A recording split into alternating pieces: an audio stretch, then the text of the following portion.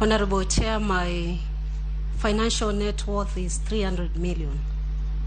How is it made up? I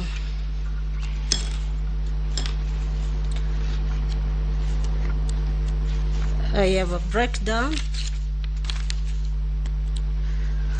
240 million is prime land that is in Mombasa, Kajiado, Kitui, and Nairobi. I have shares in 4 circles with a total of 30 million. I have motor vehicles, 3 to be precise, 10 million.